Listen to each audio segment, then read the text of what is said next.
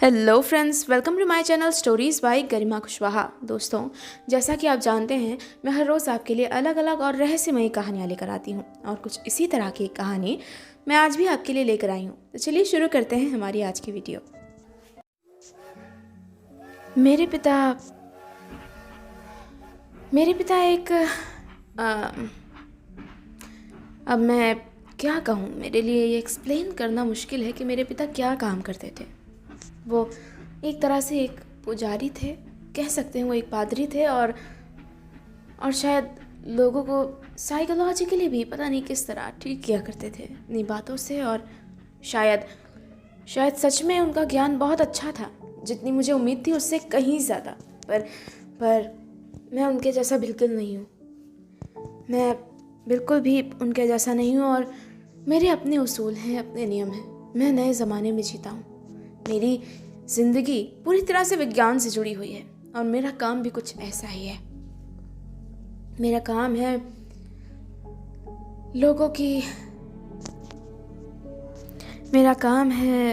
लोगों का इलाज करना। हाँ, मैं एक डॉक्टर हूँ, एक डॉक्टर और एक अच्छा नागरिक भी। मुझे लोगों से घुल मिलकर रहना पसंद है। मेरे पिता की तरह नहीं, वो समाज से कटे रहते थे हमेशा और मेरे साथ भी उनकी कुछ खास बनती नहीं थी, ना ही माँ के साथ। पता नहीं कैसा नेचर था उनका। खैर, उनके काम करने के अलग तरीके थे और मेरे अलग तरीके हैं। उन्होंने गुजरने से पहले उनकी कई किताबें मुझे दी, उनका काफ़ी सारा सामान मुझे मिला। उनके गुजरने के बाद पहली बार मैं जब उनके कमरे में गया तो मुझे वहाँ कई अजीब किताबें और कई अजीब चीज़ें मिले जिनका मैं उस वक्त मतलब नहीं समझ पाया। पर धीरे धीरे जैसे मैं बड़ा होता गया, उसमें से कई चीज़ें धीरे धीरे मुझे समझ आने लगी। कुछ चीज़ें ऐसी थी जो क्रिश्चियंस की पूजा और क्रिश्चियनिटी से जुड़ी हुई थी किसी तरह, और कई चीज़ें ऐसी थी जो वो कभी कभार उनके इलाज में इस्तेमाल किया करते थे। उनका वो इलाज जो वो सिर्फ बातों से करते थे, पता नहीं उससे लोगों को फ़ायदा होता था भी या नहीं। पर फिलहाल मैं ऐसा नहीं हूँ। मैं जानता हूँ कि मरीज़ को क्या और कब देना है, और इस लिहाज से धीरे धीरे मैं अपना नाम बना रहा हूँ। मेरा एक दोस्त है, उसका नाम रैचेट है।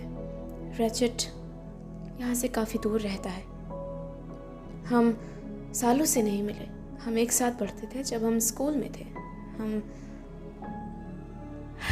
हम किसी तरह हार्वर्ड यूनिवर्सिटी जाना चाहते थे, पर धीरे धीरे चीज़ें बदल गईं और फिर मैंने डॉक्टरी को मेरा पेशा चुना और उसने भी कुछ वैसा ही किया होगा। मैं नहीं जानता कि इन दिनों वो क्या काम करता है।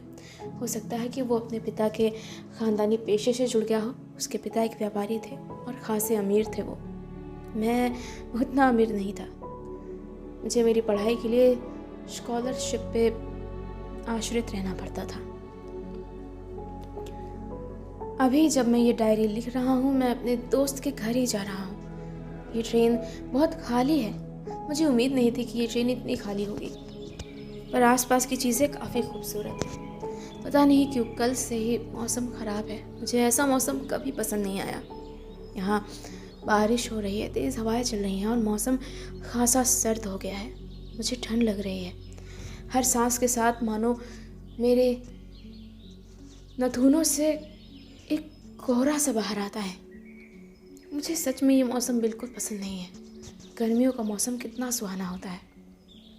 खैर, जो भी हो, अब बस कुछ ही घंटे बचे हैं। उसके बाद मैं अपने दोस्त के शहर पहुंच जाऊंगा। वो स्कॉटलैंड में रहता है। बहुत खूबसूरत जगह है वो। रैचेट और मैं हम सालों से नहीं मिले। उससे मिलकर मुझे अच्छा लगेगा। तकरीबन 3 या 4 घंटे के सफ़र के बाद डॉक्टर ब्रूस आखिरकार अपने दोस्त रैचेट के घर पहुंच ही गए। उसका घर बहुत ही खूबसूरत जगह पर बना था। आसपास ये घर जंगल से घिरा हुआ था। सामने खूबसूरत घास के मैदान जो इस वक्त बारिश की वजह से कुछ ज़्यादा ही हरे दिख रहे थे, और साथ ही साथ काफ़ी दूर पर बहती हुई एक झील जो ज़रूर इस घर की छत से नज़र आती होगी। सोचते हुए ब्रूस ने घर का दरवाज़ा खटखटाया। दरवाज़ा खटखटाने के बाद ब्रैचेट बाहर आया। ओह मेरे दोस्त ब्रूस, मैंने तुम्हें कितना मिस किया, तुम उम्मीद नहीं कर सकते हो। तुम नहीं जानते इन दिनों मैं कितना अकेला हो गया हूँ, कितना अजीब महसूस हो रहा है यहाँ सब कुछ मुझे, मैं तुम्हें बता नहीं सकता। जानते हो, सच में मुझे बहुत घबराहट हो रही थी, बहुत ज़्यादा घबराहट हो रही थी। तुम आ गए हो और मुझे अच्छा लग रहा है। मुझे भी तुमसे मिलकर अच्छा लगा ब्रैचेट। अब तुम कैसे हो? मैं ठीक हूँ, मैं बिल्कुल ठीक हूँ और तुम्हें देखकर और बेहतर हो गया हूँ। अंदर आओ ना प्लीज़। हाँ तुम्हारा शुक्रिया। मैं उसके घर के अंदर गया।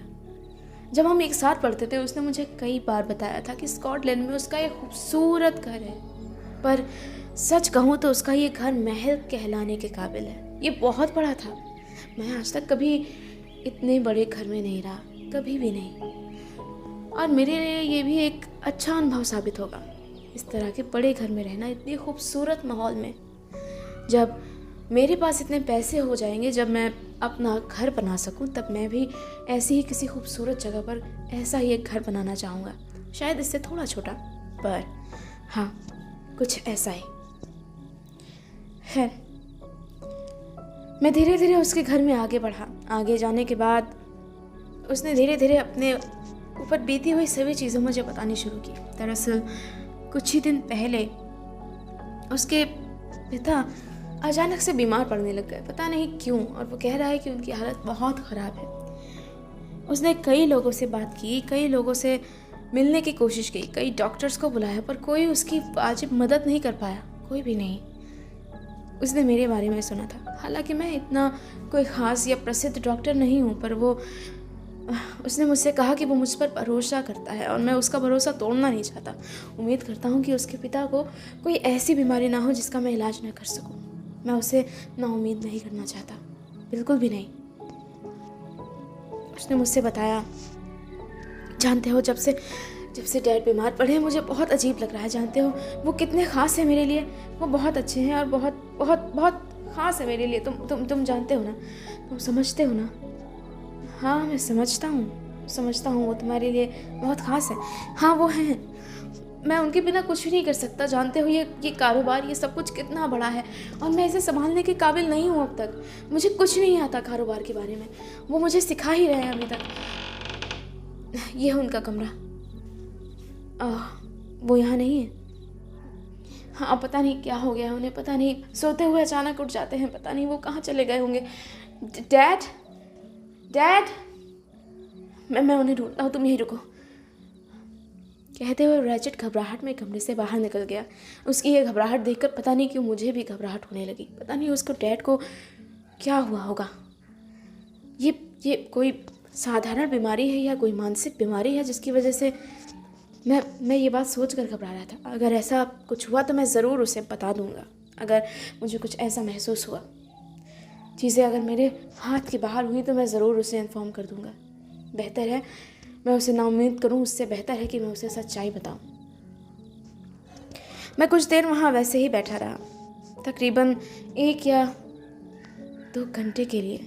ये अच्छा खासा लंबा वक्त था, पर मुझे ये वक्त बीतते हुए महसूस नहीं हुआ, क्योंकि मैं उस वक्त खिड़की से बाहर के नज़ारे देखने में मशगूल था। उस घर की हर एक चीज़ मुझे बहुत खूबसूरत लगी। मैं बता नहीं सकता, मैंने अपनी ज़िंदगी में कभी भी ऐसी चीज़ें नहीं देखी थी। मेरा परिवार एक मध्यम दर्जे का परिवार था। कभी हमारे पास काफ़ी पैसे होते थे, इतने कि हमारे दिन बहुत आसानी के साथ कटते थे, और कभी कभार हमारे पास खाने के लायक पैसे भी नहीं होते थे।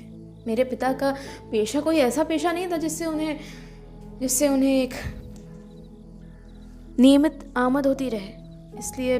इसलिए मेरे परिवार की यह हालत रहती थी। मैं हमेशा से यही चाहता था कि मैं कोई ऐसा पेशा चुनूं जिसकी वजह से मेरा परिवार खुशी से रह सके, और अब मैं तकरीबन अपने लक्ष्य के करीब पहुंच गया हूं। खैर, काफ़ी देर इंतज़ार करने के बाद ब्रैचेट वापस आया, और वापस आने के बाद मैंने देखा उसके पिता को उसने अपने हाथों से संभाला हुआ है। वो किसी तरह नशे में लग रहे थे। उनका सर इधर से उधर झूल रहा था, उनकी आंखें आधी खुली हुई थी और उसमें भी किसी तरह का नशीलापन नजर आ रहा था। अजीब हालत में थे वो और कुछ बड़बड़ा रहे थे। वो फौरन उन्हें लाकर मेरे सामने बिठा देता है, फिर उनसे बात करना शुरू करता है। डैड, आप कहाँ चले गए थे? आप जानते हैं कि मैं कितना परेशान हो जाता हूँ। आपको खुद का ख्याल रखना चाहिए, कम से कम कोशिश तो कीजिए। इसके बाद रचिट मेरी ओर मुखातिब हुआ और उसने मुझसे बात करनी शुरू की। तो ब्रूस, तुम देख सकते हो डैड की हालत कैसी है।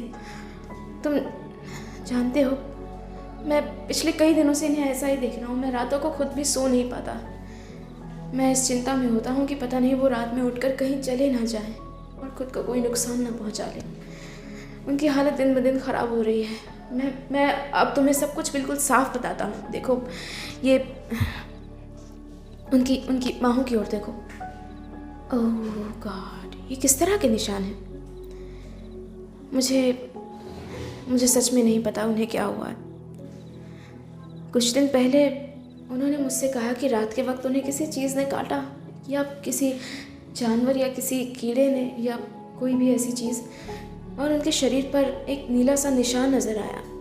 मुझे लगा कि ये हो सकता है कि ये बारिश का मौसम है और यहाँ ऐसे जानवर निकलते रहते हैं। आसपास जंगली इलाका है और हो सकता है कि किसी ऐसे जानवर ने उन्हें काटा हो, और इसलिए मैं थोड़ा घबरा गया। मैं उन्हें डॉक्टर के पास ले गया। यहाँ हमारे पास ही जो स्थानीय डॉक्टर है, मैं उसके पास गया और उसने कहा कि ये सिर्फ एक जंगली चींटी का निशान है और जल्दी ही ठीक हो जाएगा। पर ऐसा कुछ नहीं हुआ। मैं इंतज़ार करता रहा और पिताजी की हालत ख़राब होती रही। वो बहुत बुरी हालत में पहुंच गए हैं। उन्हें बुखार आता है, कुछ खाते नहीं हैं, हर समय बेहोशी जैसी हालत में रहते हैं। पता नहीं उन्हें क्या हो गया है और पता नहीं किसका नाम बड़बड़ाते रहते हैं। तो ये सब कितने दिन से हो रहा है? मैं कह सकता हूँ तकरीबन 1 हफ्ते से। तो क्या तुम्हारे आसपास के डॉक्टरों ने उन्हें दोबारा देखने की कोशिश की? हाँ, मैंने कई डॉक्टरों को बुलाया, यहाँ से और पास के शहर से भी, पर उनमें से कोई भी इनकी हालत को देखकर ये बताने के काबिल नहीं हो पाया कि इन्हें क्या हुआ है। वो सभी इनकी हालत, इनकी अजीब बर्ताव को देखकर आश्चर्य में हैं। वो कहते हैं कि उन्होंने ऐसा कुछ पहले कभी नहीं देखा। इनके शरीर पर ये निशान और ये उनकी अजीब हालत देखकर तुम क्या कह सकते हो मेरे दोस्त? मैं अभी कुछ ठीक से नहीं कह सकता हूँ। हो सकता है ये इनके शरीर में किसी चीज़ की कमी की वजह से हो रहा हो। वहाँ शहर में बच्चों के साथ कई बार ऐसा होता है, किसी महत्वपूर्ण तत्व की कमी की वजह से, शायद विटामिन्स की वजह से ऐसा हो सकता है कि इनके साथ ऐसा हो रहा हो। बुढ़ापे में वैसे भी इंसान का शरीर धीरे धीरे, तुम जानते हो ना, ढलने लगता है और वो आपके खाई हुई चीज़ों को उतनी अच्छे तरीके से एब्जॉर्ब नहीं कर पाता जैसे उन्हें करना चाहिए। हो सकता है ये इसकी वजह से हो, पर इनकी नींद की वजह और इनकी बड़बड़ाना, मैं भी कुछ पक्का नहीं कह सकता मेरे दोस्त, पर कुछ वक्त अगर मैंने एग्जामिन कर लूँगा, मैं फिर तुम्हें बता सकता हूँ। ठीक है, क्या तुम कमरे से बाहर चले जाओगे कुछ वक्त प्लीज़?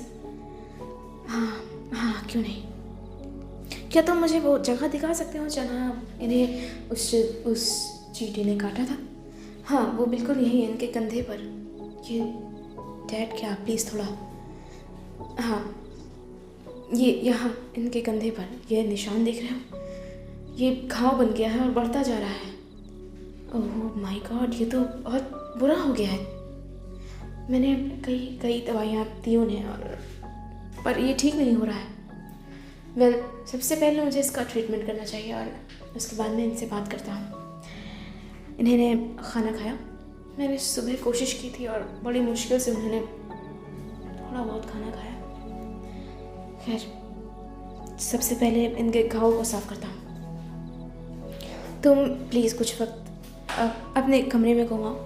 हाँ, क्यों नहीं। मैंने रैचेट को बाहर फेंक दिया और मैं उनसे बात करने लगा। वो बहुत मुश्किल से होश में आ पा रहे थे। मुझे अपने सवालों को बार बार दोहराना पड़ रहा था। हेलो सर, तो आप कैसा महसूस कर रहे हैं? क्या आपका सर चकराता है? हेलो, क्या आप मुझे सुन पा रहे हैं? हाँ, क्या आपका सर चकराता है? दोस्तों, इसी के साथ ख़त्म होती है मेरी आज की वीडियो आपको कैसी लगी है मुझे कमेंट बॉक्स में कमेंट करके ज़रूर बताइएगा। अगर आप मेरे चैनल पर नए हैं तो प्लीज़ चैनल को सब्सक्राइब और लाइक ज़रूर करिएगा। Thank you.